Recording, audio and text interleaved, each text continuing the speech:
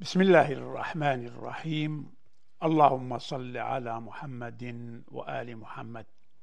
Bienvenue à tous. Vous regardez Asil TV. Le 4 février 2019, juste avant que l'épidémie de corona ne frappe le monde, une rencontre a eu lieu entre le pape François et le cheikh d'Al-Azhar Sharif Ahmed Al-Tayyib dans la ville d'Abu Dhabi. Au cours de cette rencontre, les deux hommes ont souligné l'importance de la question de la fraternité humaine. Et à travers cette rencontre, ils ont appelé à traiter sur la base de la fraternité entre les peuples, indépendamment de leur identité, de leurs différences ethniques, géographiques, historiques et religieuses.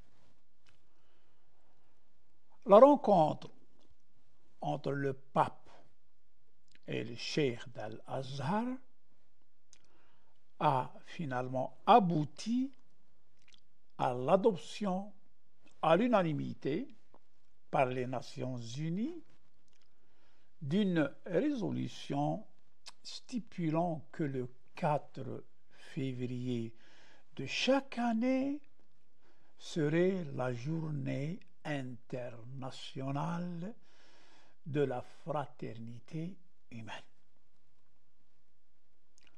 Il convient de noter que les pays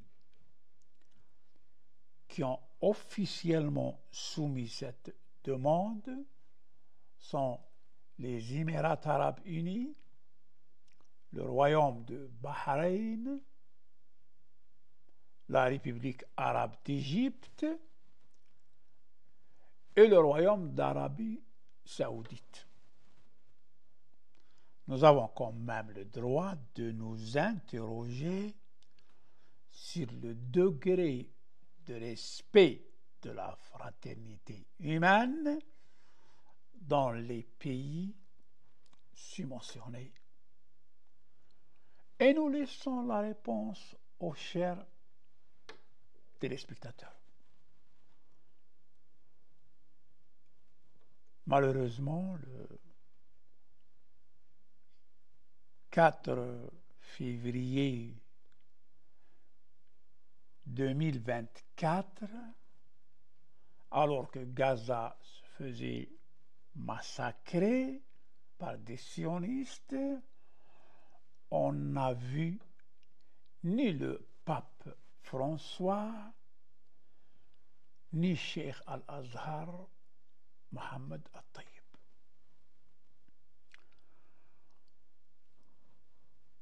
Ça met un grand point d'interrogation au sujet des deux hommes.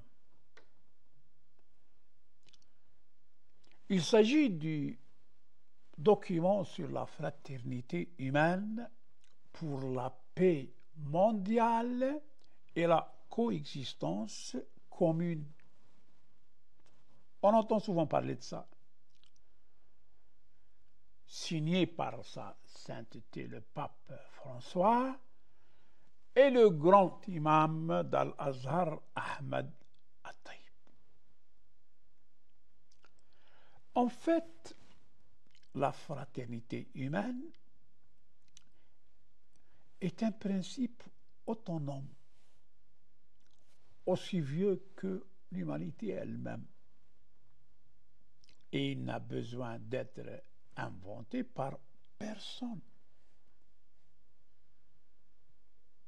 ni prouvé par personne. Ce qui a fait dépérir et marginaliser ce principe, ce sont les différences et les divergences politiques, sociales, religieuses, ethniques et nationales.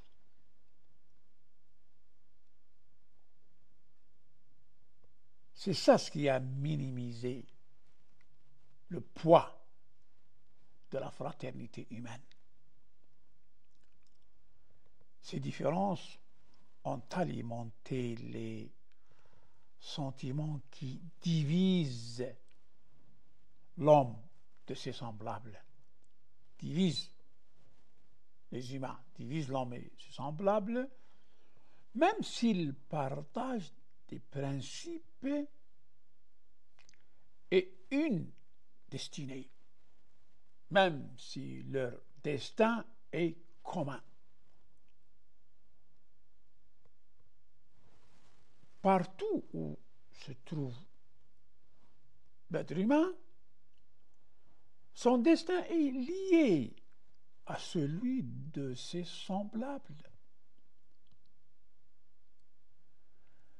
Et éloigner chacun de l'autre ne résout aucun problème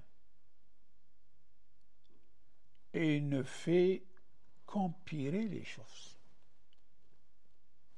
En réalité, chaque être humain recherche la sécurité, la paix, le bien-être et la prospérité. Donc, l'objectif est commun. Mais les méthodes et les moyens utilisés pour y parvenir diffèrent et varient et sont entourés de sensibilité,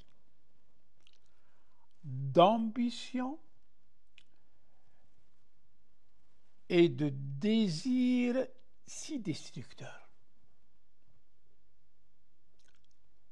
Des disputes et des tensions surgissent et l'esprit devient impuissant pour redonner à l'homme sa pure humanité. Et l'homme commence à voir en son prochain son ennemi qui l'empêche d'atteindre ses objectifs légitimes. L'une des choses les plus importantes énoncées dans ce document, dans cette charte de la fraternité humaine, issue de la rencontre entre le pape et le cheikh d'Al-Azhar, est que la justice basée sur la miséricorde est le chemin à parcourir pour parvenir à une vie digne dans laquelle chaque être humain a le droit de vivre, c'est-à-dire en paix, sans rien craindre, sans aucune crainte. Le dialogue, la compréhension et la diffusion d'une culture de tolérance, d'acceptation des autres et de coexistence entre les peuples contribueraient à contenir bon nombre des problèmes sociaux, politiques, économiques et environnementaux qui assiègent une grande partie de l'humanité. ce qui signifie résoudre les problèmes et les crises par des moyens raisonnables, représentés par un dialogue pacifique et une compréhension équitable, mutuelle, réciproque, plutôt que par la violence et la destruction. Les hommes politiques ne sont pas qualifiés pour jouer un véritable rôle dans le renforcement de la fraternité humaine, car l'histoire a prouvé qu'ils sont à l'origine des guerres et des conflits et des crises pour des intérêts partisans, sectaires et personnels étroits. Leur composition culturelle n'est pas adaptée au rôle requis en raison de leurs racines profondes dans la tromperie, le mensonge et le charlatanisme. Les événements successifs ont prouvé que chaque fois qu'un homme politique influent tente de mettre en œuvre des réformes sérieuses suite à un bouleversement de conscience, eh bien, il est assassiné ou accusé d'une fraude quelconque pour se voir emprisonné ou exilé. Cela fait que compter sur les politiciens pour parvenir à la fraternité humaine est une sorte de futilité, rien de plus. Une perte de temps. C'est pourquoi il faut compter sur les peuples et sur les activités culturelles, artistiques et religieuses qu'ils sont capables de réaliser. Ce discours peut ressembler à un discours utopique qui n'est pas lié à la réalité. Mais en réalité, ce n'est pas le cas. Ce qui le rend utopique, c'est le niveau de cruauté que l'homme a atteint dans ses relations avec ses semblables, c'est tout. Et l'excès et la négligence en matière de religion en sont la mesure. Parce que ceux qui ne comprenaient pas pertinemment la religion voulaient imposer leurs convictions aux autres et les forcer à adopter leurs croyances. Ça d'un côté. Et de l'autre, ceux qui ne comprenaient pas la religion et suivaient l'athéisme et la laïcité, méprisaient l'âme humaine et glorifiaient la matière et les désirs jusqu'à ce que les valeurs deviennent, à leur avis, l'affaire des arriérés. eh bien, avec la domination de ces deux courants, parvenir à la fraternité humaine devient effectivement une utopie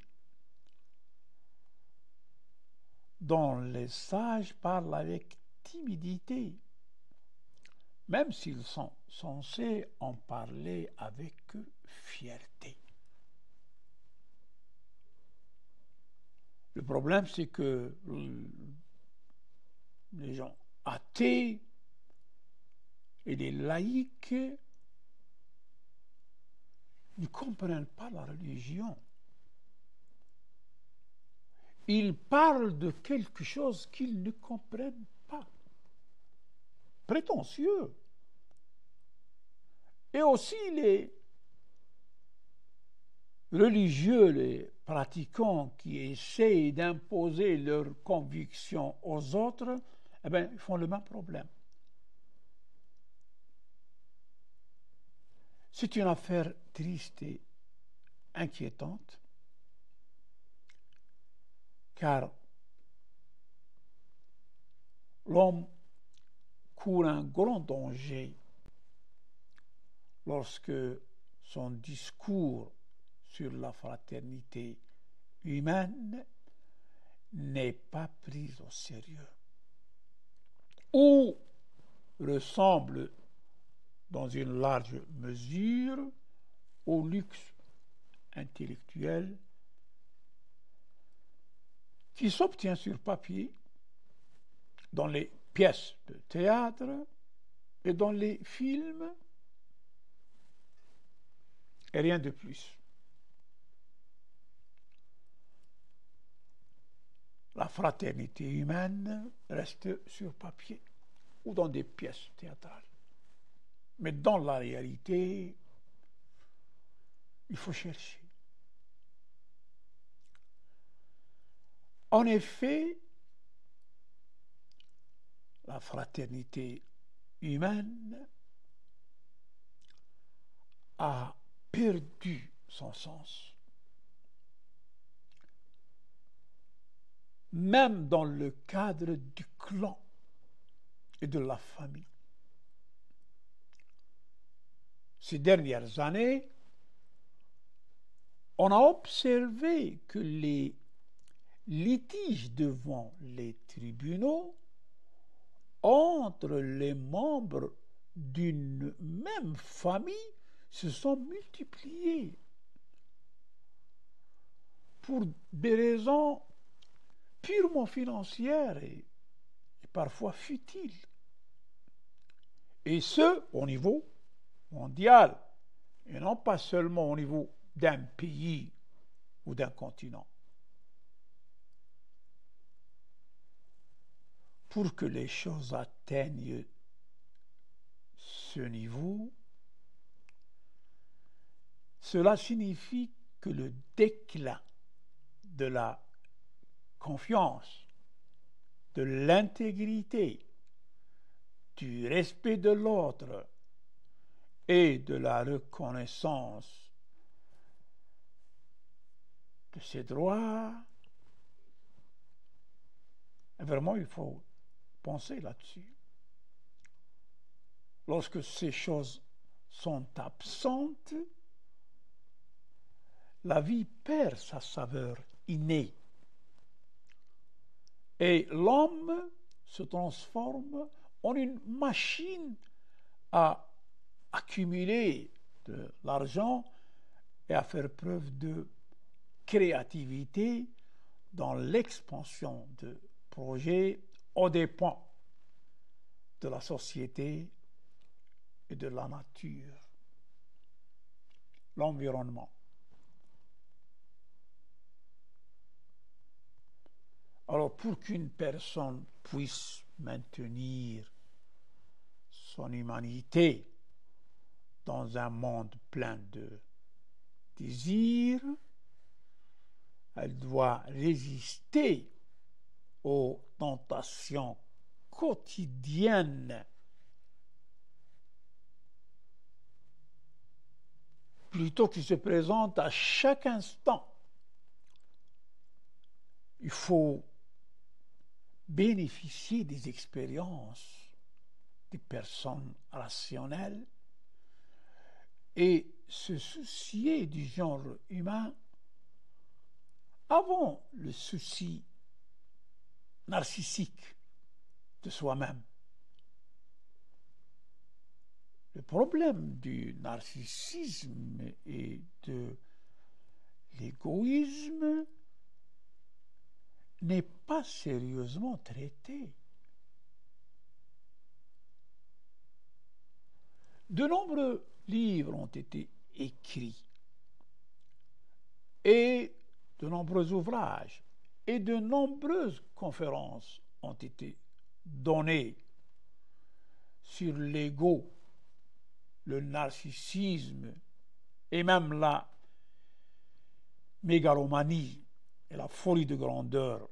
Et cependant, ces phénomènes n'ont pas disparu ni diminué.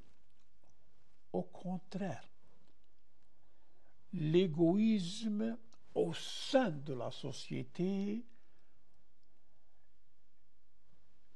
est devenu quelque chose d'ordinaire, au point de réaliser ses désirs aux dépens de la misère des autres. À tout de suite. Merci d'être avec nous. Donc, parlons d'égoïsme et de narcissisme. Ces phénomènes n'ont pas disparu, ni diminué. Au contraire, ils ont augmenté et sont devenus plus pervers. Et il est difficile pour les personnes rationnelles de les soigner, de les traiter, de trouver des solutions pratiques. Aujourd'hui, l'humanité est soumise à la privation de ses droits sous contrôle légal. Sinon, comment expliquer le rejet d'un cessez-le-feu à Gaza par un seul geste de la main des États-Unis, de la part des États-Unis, lors d'une session des Nations Unies? Comment expliquer ça s'il y avait vraiment une fraternité humaine? Ces messieurs aux États-Unis qui veulent que ça continue, que le massacre continue, que le génocide continue, lorsqu'ils voient des enfants sous les raids des sionistes, eux-mêmes, ils n'ont pas d'enfants. Si. Lorsqu'ils voient des femmes, de vieilles femmes, de vieils hommes se faire tuer sous ces raids sionistes, est-ce qu'ils n'ont pas de frères, de pères, de voisins? Si.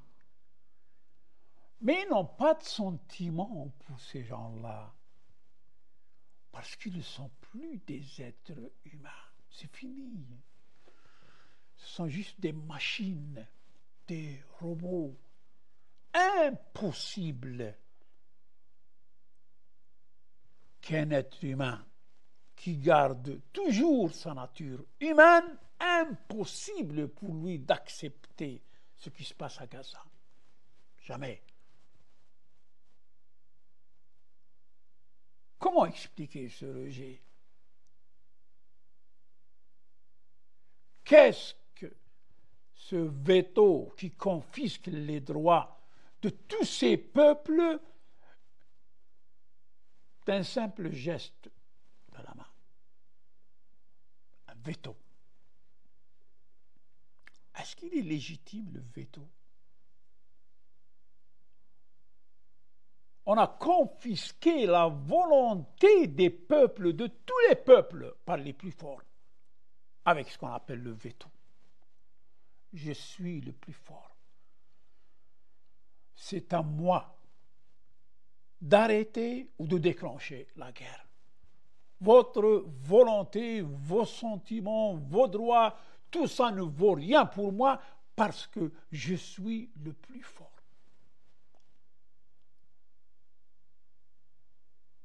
Les peuples sur terre ne sont pas d'accord sur ce qui se passe à Gaza. Quelques individus en Palestine occupée et quelques têtes de fous aux États-Unis, eh bien, ce petit groupuscule domine le monde entier. Nous avons une citation prophétique qui dit Kama muli'at dhulman wa jawra. La terre sera pleine d'injustice. Eh bien, aujourd'hui, la terre est pleine d'injustice. Moi, je ne connais pas une injustice qui dépasse cette injustice, c'est-à-dire le génocide de Gaza. On a connu Genghis Khan, on a connu Hitler. Récemment, j'ai vu une vidéo de Hitler. Il parlait allemand, mais on traduisait.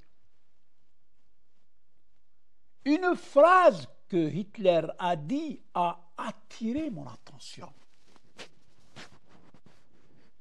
Moi aussi, je regarde des vidéos, j'écoute des discours, j'ai le droit d'interpréter. Au moment où il y avait la Deuxième Guerre mondiale, moi je ne faisais pas partie de ce monde. Mais cette phrase a attiré mon attention. Qu'il ait raison ou qu'il ait tort, Hitler est parti. Qu'est-ce qu'il a dit, Hitler? Il a dit cette phrase, traduite, je pense en français ou en arabe, je ne me rappelle pas bien, mais c'était la semaine dernière.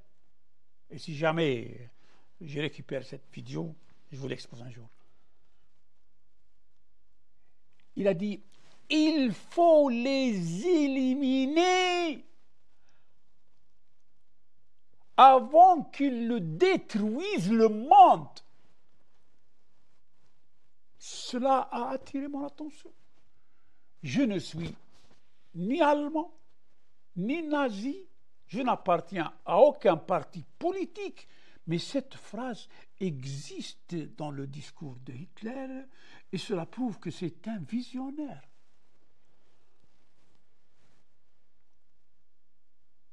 Moi, je ne peux pas condamner Hitler et laisser George Bush tranquille. Moi, je ne suis pas pourri à ce point. S'il faut être juste, il faut qu'il soit juste envers tous. Il faut les éliminer avant qu'ils ne pourrissent le monde, avant qu'ils ne détruisent le monde. Je ne me rappelle pas bien du verbe. Mais le sens, c'est là. C'est l'esprit du sens. Vous voyez? On vous cache. On nous parle d'Holocauste. C'est tout. Mais on ne nous parle pas de ces choses-là. veut faire de nous des pro-sionistes. On ne sera jamais pro-sioniste. Cette phrase a attiré mon attention. Si jamais je récupère la vidéo, je vous ferai voir ça. Et vous avez le droit de commenter, de répliquer. Je crois que le devoir de quelqu'un qui parle dans les médias, c'est d'être prêt à tout, de ne pas avoir peur, surtout lorsqu'on avance en l'âge. Quand on dépasse la cinquantaine, la soixantaine, eh bien, continuer à avoir peur des conséquences, je pense que c'est malsain. C'est malhonnête intellectuellement. Parce qu'eux, ils peuvent tout faire, et nous, on ne peut pas dire quelque chose qui existe. Cette phrase a attiré mon attention. Et ma vision de Hitler n'est plus ce qu'elle était.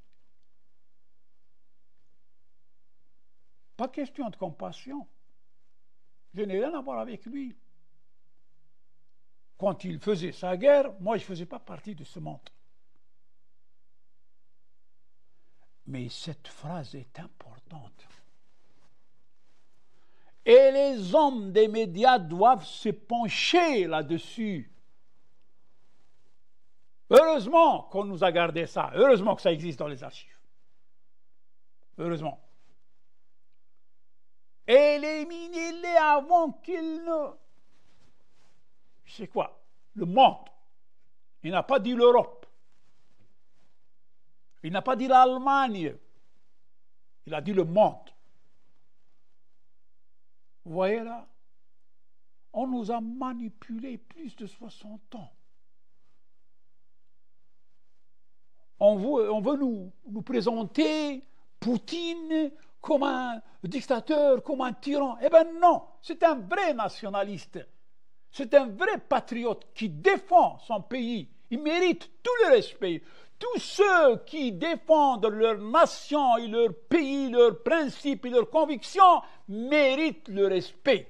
Et celui qui ne les respecte pas, lui, ne mérite pas le respect. Qu'est-ce que ce veto qui confisque les droits de plusieurs peuples par un simple geste de main, comme ça? Et en plus, celle qui avait levé la main, c'est une femme noire, c'est-à-dire ses ancêtres étaient des esclaves par ces Américains même qui l'utilisent, qui la manipulent. C'est-à-dire, elle fait mal à ses ancêtres dans leur tombe. Ah, si seulement une blonde avait levé sa main, mais qu'une femme noire d'origine africaine lève sa main pour soutenir le génocide, c'est une insulte aux Américains noirs. Cette femme vous a tous insultés. Et elle a porté atteinte à votre intégrité. Un de ces jours, elle va partir, mais ce geste-là va demeurer. Il sera mémorable. Rien ne pourra l'effacer. Quand on parle de fraternité humaine,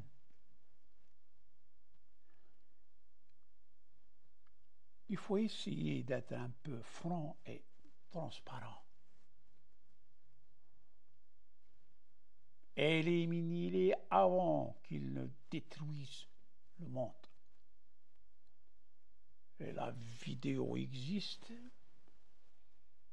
Et Inch'Allah, si jamais je la récupère, vous allez voir vous-même. Et vous allez commenter et vous allez juger. Je n'ai rien à voir là-dedans. Je ne vous demande rien. Moi, je suis comme vous. Seulement, il faut être honnête dans sa vie, au moins une fois, une heure, un jour. Qu'est-ce que c'est que cette vie qui passe dans la malhonnêteté jusqu'au moment de l'agonie? Est-ce qu'on peut appeler ça une vie vraiment? Sans avoir une position qui dure quelques secondes au profit des opprimés, au profit des victimes. Les choses sont claires. Tout citoyen arabe peut crier haut que les hommes politiques arabes ne méritent pas un grain de respect. Qu'ils sont courageux lorsqu'il s'agit d'écraser leur peuple,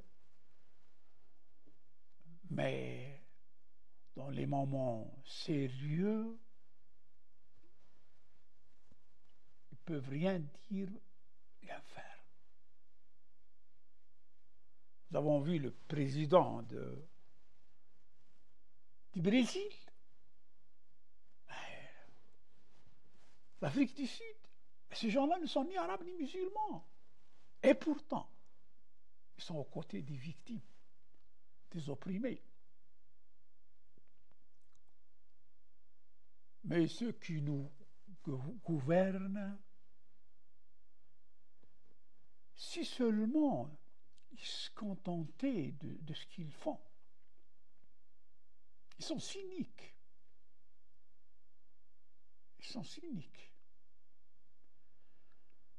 Mais l'histoire ne pardonne pas lorsqu'il s'agit de la trahison. Ne pardonne jamais aux traîtres.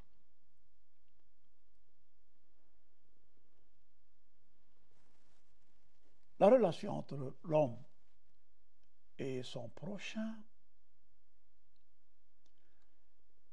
est l'un des aspects les plus élevés et les plus importants du message de l'islam. C'est une relation basée sur la connaissance et le rapprochement. Et le prophète, béni soit-il, ainsi que sa famille, l'a souligné à plusieurs reprises. Et il a lu aux gens les paroles d'Allah Tout-Puissant, telles qu'énoncées dans l'appel lancé par le prophète, que la paix et la bénédiction soient sur lui et sa famille.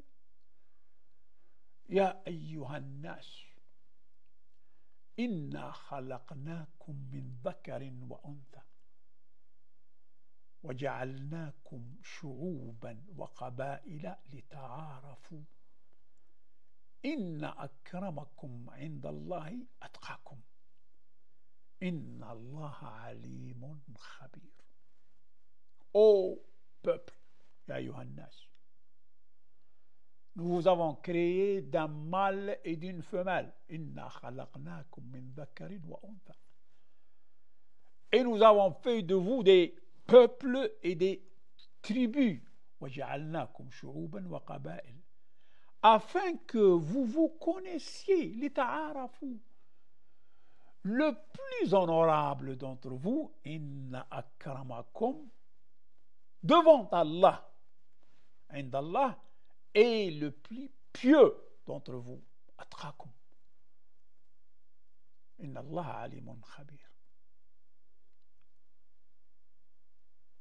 Donc, Allah, le Tout-Puissant, c'est lui qui a soigneusement et globalement organisé des relations entre les humains afin qu'il n'y ait ni injustice ni transgression. C'est lui qui a organisé. Il a très clairement appelé à la justice et à la compassion entre les humains. Il a appelé aussi à la coopération. il leur a ordonné d'éviter l'arrogance et le mépris des autres en raison des différences non spirituelles. Car l'être humain est dans son esprit et non dans son corps. Nous sommes humains par nos esprits, non pas par nos corps. Les corps que nous avons, les animaux aussi, les bêtes et les bêtes sauvages ont des corps qui ressemblent à nos corps. Des mains, des oreilles, des têtes, des dents, des pieds, mangent comme nous mangeons, dorment comme nous dormons. Ils ont des petits comme nous avons des petits. Avec le corps, rien ne nous diffère des animaux. L'esprit, non. Les animaux n'ont pas d'esprit.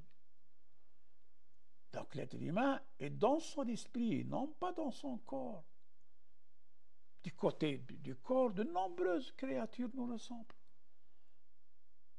Notamment un singe, un chien, un cheval. Je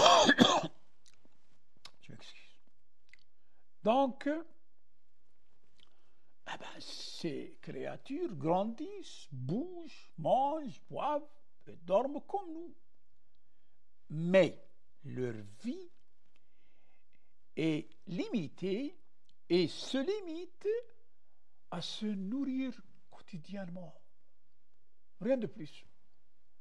Pas de projets moraux ou spirituels, car leur nature n'est pas qualifiée pour ça. Que dit le Coran? Ya ayyuhan nas, inna khalaqnakum min dhakarin wa untha, وجعلناكم شعوبا وقبائل لتعارفوا إن أكرمكم عند الله أتقاكم إن الله عليم خبير. Le Saint-Coran diversifie la forme du discours afin que les non-musulmans ne se sentent pas privés de la providence divine. Une fois il dit ô vous qui avez cru, ya ayyuha alladhina amanu, et une fois il dit ô vous les gens, ya ayyuhan nas. Donc ceux qui croient restreint le discours aux croyants. Quant au peuple, gens, il inclut les musulmans et les non-musulmans. En fait, quiconque veut étudier l'histoire de l'humanité et les étapes de son développement moral doit être honnête et juste dans son jugement. Et il doit aussi être franc, sinon il vaut mieux pour lui abandonner le sujet que de s'y plonger dans le mensonge. En effet, l'histoire de l'humanité est pleine de tragédies survenues entre les mains de l'homme et de ses semblables. Si la fraternité humaine était protégée, les tragédies ne se produiraient pas de telle manière que les gens intelligents ne puissent s'empêcher de ressentir de la douleur profonde chaque fois qu'ils en parlent. Ce que les gens rationnels, au cas ne peuvent ignorer, c'est que ceux qui ont le plus violé les droits de l'homme tout au long de l'histoire sont les dirigeants, sont les gens au pouvoir. Ils ont exploité l'argent et l'influence pour imposer leur contrôle au point que certains d'entre eux se réclamaient de la divinité et d'autres se réclamaient de l'infaillibilité. à mesure que le temps passe et que les coutumes créées par des dirigeants injustes s'enracinent, eh bien, les cultures changent et adoptent des choses que le bon sens devrait rejeter et ne jamais accepter. L'histoire est pleine d'injustices. Et les périodes de justice sont rares, voire rarissimes. Et pour assumer la responsabilité de ce qui peut découler de ces propos, nous n'hésitons pas à dire que les dirigeants musulmans ont également commis une grande injustice. Ceux qui chantent les louanges du passé musulman et prétendent qu'il s'agit d'une page brillante d'une sombre histoire ne permettent pas à leur conscience de s'exprimer librement et s'abandonnent à la chaleur émotionnelle et à une fausse euphorie face à des réalisations qui causent plus de mal que de bien. Nous disons cela uniquement parce que nous ne tenons pas l'islam pour responsable de ce que des individus ou des groupes ont fait en son nom. Jamais. L'islam est une chose, ceux qui ont gouverné au nom de l'islam sont une autre chose. Ils représentent ensemble deux lignes parallèles qui ne se croisent jamais. À tout de suite. Merci d'être avec nous. Donc, même le plus grand athée dans l'histoire ne peut attribuer l'injustice à un prophète. Et c'est là que réside la différence. Les prophètes ont vécu avec les gens et ont partagé leurs douleurs et leurs espoirs sans se distinguer d'eux en aucune façon. Ils ont su réaliser la justice dans les sociétés et laisser aux sociétés humaines un énorme héritage de valeurs les plus élevées qui donnent à la vie une saveur que l'argent ou l'influence ne peuvent garantir. Cela en soi nous fait dire que ceux qui sont qualifiés pour diriger les gens sont les prophètes et ceux qui suivent leur chemin. Et la réalité dans laquelle nous vivons aujourd'hui est le plus grand témoignage et la plus grande preuve de ce que nous disons.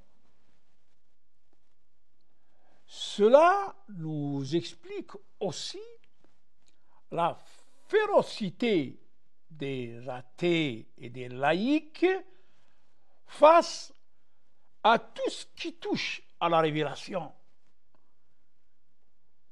Car c'est la chose qui les expose et révèle leur incapacité, leur défaut et leur abandon au désir. En vérité, les lois célestes sont en effet des moyens pour purifier l'être humain du mal afin que l'homme puisse vivre avec son prochain dans la paix, la douceur, la bonté et la courtoisie. même s'ils diffèrent par les formes, les couleurs, les langues, les coutumes, les traditions, les concepts, les convictions, même si quelqu'un croit avec l'ultime conviction qu'il est dans la vérité et il veut appeler les autres à cette vérité, à ce qu'il croit être juste et considère comme bon pour lui-même et pour les autres, que sa supplication soit basée sur un conseil sincère et une saine compassion et motivée par la miséricorde avec les paroles douces, paisibles et des propos clairs et un débat comme Allah l'a commandé. Billati hiya ahsan. La meilleure manière. Donc, l'islam est venu établir son propre système sur terre, le déterminer et le protéger. C'est le seul système qui réalise la liberté humaine envers le prochain. Et il n'y a pas de fraternité sans liberté, tout comme il n'y a pas de fraternité sans justice. L'islam décrète qu'il n'y a qu'une seule servitude envers Allah Tout-Puissant. L'esclavage des humains sous toutes ses formes et ses manifestations sera aboli de la terre. Et cela par des ordres et des interdictions qui s'appliquent à tous, sans différence. Il n'existe aucun individu ou groupe qui légifère sur les décisions au nom des gens et qui soit en mesure d'en disposer par le biais de cette législation. Au contraire, tous les hommes sont égaux, une égalité qui garantit à chacun d'eux des droits complets et intacts, parce que le Seigneur qui légifère pour eux est un seul. Et il n'y a aucune injustice dans sa législation. L'obéissance à lui est obligatoire pour chacun. Contrairement à ce que prétendent les Juifs, qu'ils sont le peuple élu du Seigneur, et le reste des peuples est de seconde zone.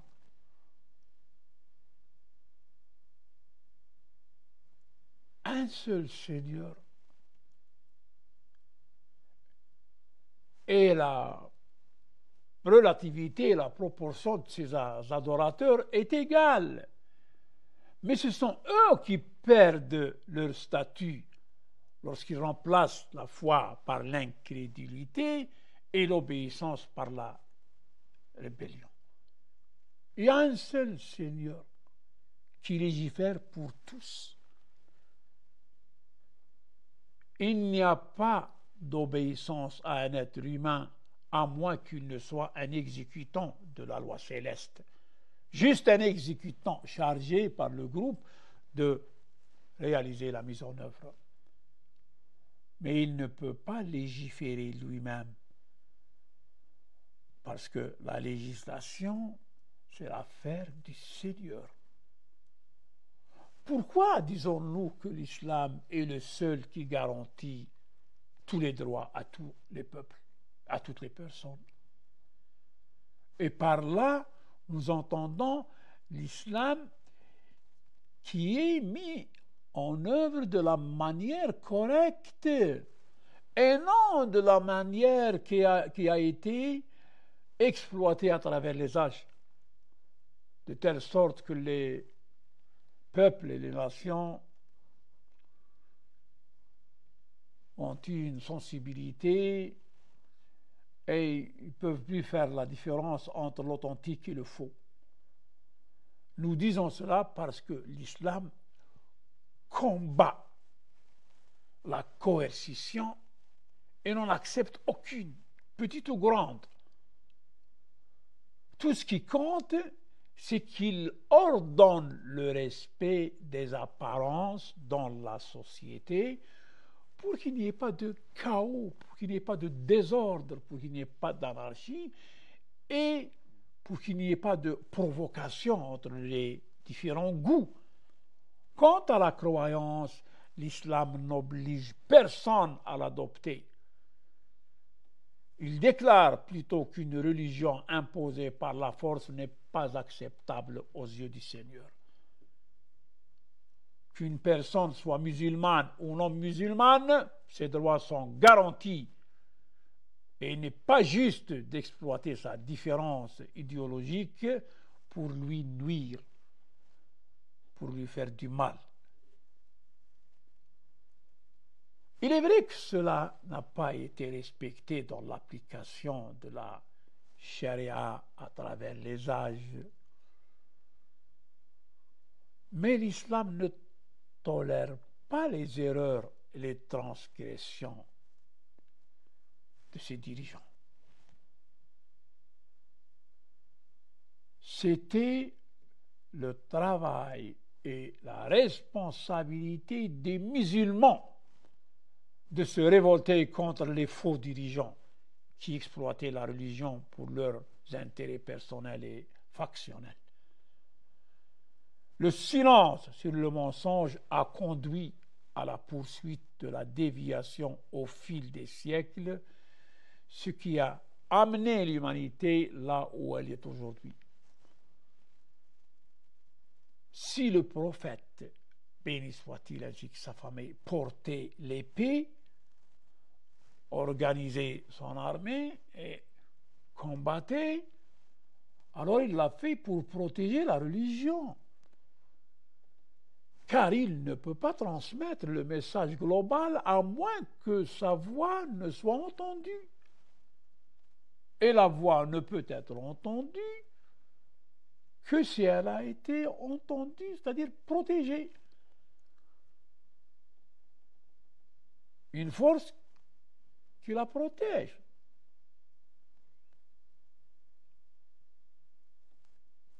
Une voix non protégée ne peut se faire entendre. Toutes les forces de l'époque du prophète, ont rejeté le message de l'islam et les polythéistes ont tenté d'assassiner à plusieurs reprises le prophète, béni soit-il ainsi que sa famille, puis il les a quittés. Il est parti de Mecca. Ils l'ont suivi jusqu'au lieu de sa migration, Médina, avec des armées et des forces, et ont essayé de l'éliminer. Et là aussi, sans sa défense à cette époque, cette religion n'aurait pas abouti, elle n'aurait abouti nulle part. Ce n'est pas le prophète qui a décidé de se battre et d'utiliser la force, mais plutôt l'ordre de le faire lui est venu du ciel. أذن للذين يقاتلون بأنهم ظلموا وإن الله على نصرهم لقدير. Le prophète n'a pas fait de guerre dès le premier jour de la révélation, jamais. C'est après avoir épuisé toutes les méthodes pacifiques, il fallait permettre au message du ciel d'atteindre les oreilles des peuples de la terre. Et la volonté divine, qui ne peut être surpassée par aucune volonté, doit être réalisée. Il a eu l'autorisation de combattre, mais il ne l'a pas fait de lui-même, jamais. L'image que les opposants de l'islam donnent de l'islam n'est pas correcte. Et leur méthode de reportage n'est pas juste. Ainsi, de nombreux siècles se sont écoulés sans qu'il n'en retire rien.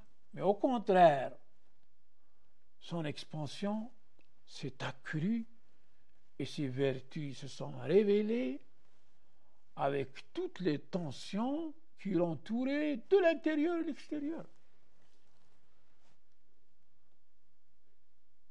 Toutes les distorsions de ceux qui ont gouverné au nom de l'islam, malgré ça, ça s'est passé plus ou moins. Donc les musulmans ne peuvent pas prétendre qu'ils ont joué un rôle important dans la propagation de l'islam. Ah non. Ah non. Plutôt l'insulte qu'ils ont proférée a été plus grande que les efforts déployés par certains d'entre eux, mais pas par tous. La meilleure preuve en est les positions honteuses que nous voyons aujourd'hui concernant la question palestinienne en général et ce qui se passe à Gaza en particulier. Regardez ce qui gouverne au nom de l'islam. Le drapeau de l'Arabie saoudite, vous regardez la ilaha illallah. Est-ce que ce pays a combattu un seul jour des infidèles? Jamais. Il a toujours attaqué ceux qui disent la ilaha illallah. Bahreïn, Yaman. Tout être humain, quel qu'il soit, sait nécessairement par lui-même qu'il existait, qu'il est venu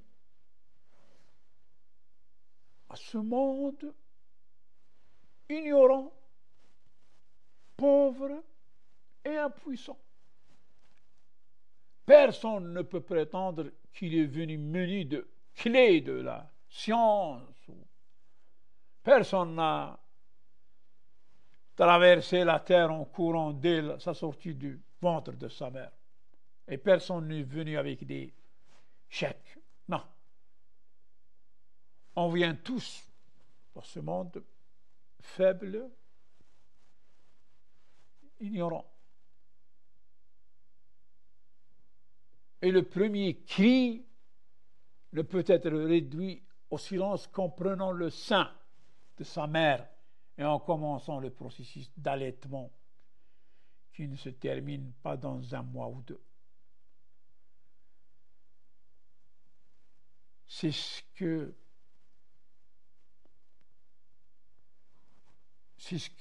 est une personne lorsqu'elle vient au monde. Et elle n'est pas censée l'oublier, mais plutôt s'en souvenir, au moins lorsqu'elle devient père, cette personne. Lorsqu'on voit le nouveau-né, on se rappelle que nous aussi, nous étions nouveau-nés. Mais cet oubli joue un rôle majeur dans le déclin du sens de l'humanité de l'homme et le rend faible face aux instincts. L'homme est faible face aux instincts et aux inclinations, aux déviations et aux exigences de la vie en général. Si l'homme se souvenait comment il est venu dans ce monde et garde à l'esprit qu'un jour il reviendra comme il est venu et qu'il n'emportera rien avec lui, ni chèque, ni médaille, ni gloire, ni influence, il saurait profiter de cette vie d'une manière qui le rend lui-même heureux et rend les autres heureux aussi avec lui. Malheureusement, il oublie. Ou il fait semblant d'oublier aussi qu'il partira un jour. Et il va partir. Alors il espère longtemps. Et il est hanté par les rêves et les illusions des espoirs qu'il aspire à réaliser coûte que coûte.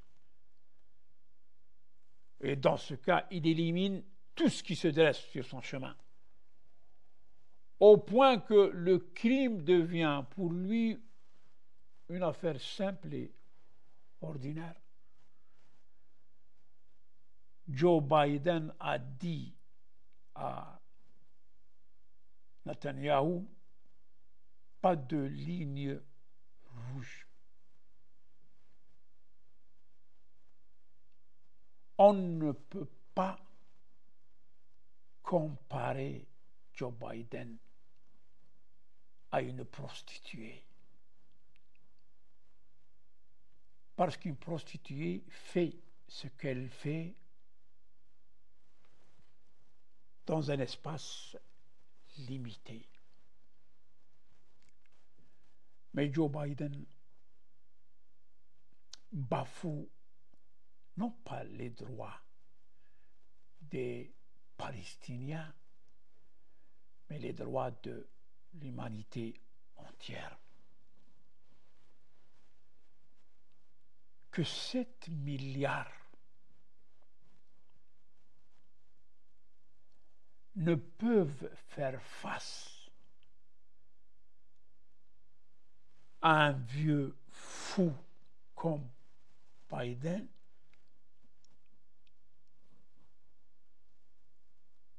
l'humanité a de vrais problèmes. 7 milliards ne peuvent faire arrêter Biden et Netanyahou de ce qu'ils font. Là, 7 milliards. Plus, mais moi je dis 7 milliards, mais je suis sûr que c'est plus. Et je le répète, on ne peut pas comparer Joe Biden à une prostituée. Parce qu'une prostituée fait ce qu'elle fait dans un espace limité. Mais Joe Biden met tous les droits de l'homme et les droits de toute l'humanité sous ses pieds et il les piétine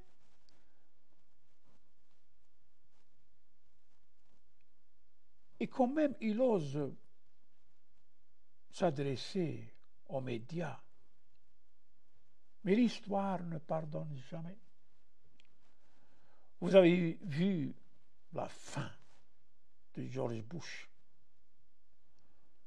Vous avez vu la fin de Ronald Reagan. Vous avez vu la fin de Kadhafi, de Saddam, de Ben Ali, de Bouteflika, de Hassan II. Là, il y a un message pour ceux qui gouvernent,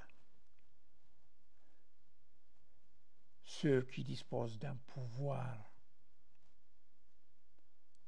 C'est un message que seuls les gens qui réfléchissent pertinemment, de façon pertinente, peuvent comprendre. George Bush a fini ses jours sur une chaise roulante. Ronald Reagan a fini ses jours sur une chaise roulante. Fahd ibn Abdelaziz a fini ses jours sur une chaise roulante. Bouteflika a fini ses jours sur une chaise roulante. Je ne sais pas, ce vieux Joe Biden, ce qui l'attend, mais je suis sûr, j'ai l'ultime conviction qu'il aura sa part lui aussi. Si jamais je serai encore en vie ce jour-là, je vous rappellerai. Vous allez voir la fin de Joe Biden. Je n'ai pas parlé de Netanyahou. Mais celui-là, il abuse du pouvoir. Il insulte l'humanité entière en disant pas de ligne rouge. Et il nous demande de dénoncer les actes de Hitler. Non, monsieur. Vous, Netanyahou, vous n'êtes pas mieux que Hitler. Hitler ne tuait pas des civils. Il faisait la guerre. Mais vous tuez des civils. Partout où l'armée américaine est allée, elle a échoué. Au Vietnam, en Somalie, en Irak, partout. Les Américains ne peuvent jamais prétendre qu'ils ont gagné une guerre. Jamais. Celui qui sait mieux peut nous informer. Là où ils sont allés, ils font semblant, mais ils ne réussissent jamais. Une phrase que Sayyid Abdel Malik al-Houthi, le guide de Ansar Allah, a dit. Et cette phrase aussi est mémorable. Il s'est adressé à Salman ben Abdel Aziz. Il lui a dit ça. حينما يكون مجلس الأمن معك والأمم المتحدة معك والجامعة العربية معك والقوة والسلاح معك ثم لا تنتصر فاعلم أن الله ليس معك. اللهم إنا نرغب إليك في دولة كريمة تعز بها الإسلام وأهله وتذل بها النفاق وأهله، تجعلنا فيها من الدعاة إلى طاعتك والقادة إلى سبيلك، وترزقنا بها كرامة الدنيا والآخرة يا أرحم الراحمين.